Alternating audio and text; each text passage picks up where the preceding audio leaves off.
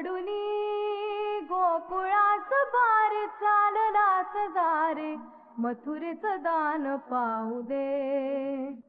सोडूनी गोकुळास बार चाललास दारे मथुरेचं दान पाहू दे.